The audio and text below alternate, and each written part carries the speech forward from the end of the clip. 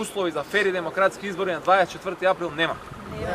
И по било која цена, кој сака нека проценува, оценува, решава и така натака, ние на такви избори кои што не се фери демократски не излегуваме.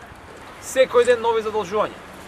Еве пред некој ден објавија нови 35 милиони евра за нова зграда на Народна банка. Ова што го прават е геноцид врз сопствениот народ. Ова е геноцид врз сопствениот народ. Со 35 милиона евра правевме сега анализи, може да се намонтира филтер на рек Осломе и на Оджаците, кој што ќе ги задоволи сите европски еколошки стандарди, рек Осломе да се рестартира со полн капацитет, да се отворат нови работни места, да се произведува струја и да се намали увозот.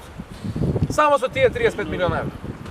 Ама со 630 милиона евра, само што ги дадоа на рек Осломе, на Скопје 2014, сиве овие години назад, можеа до сега да отворат 126.000 нови работни места. Тоа се 126.000 нови работни места. Наместо што ги фрлија на споменици, на музеи, на фонтани, односно на криминалот и корупцијата на Груевски. Ке мора кражбата да запре, а парите ги вратат. Тоа им го ветуваме на граѓаните и сега имаме и ново ветување каде што викаме дека ќе закачиме и бројчаник на Порта Македонија, на Триумфалната капија, што ќе ги брои парите што ќе ги враќаат. Еден по еден. Ова е борба против бандата на Груевски, на Мјалков и на Ставревски. Тоа се рака луѓе кои што имаат земено во заложниство и Македонија, ама и нивната партија.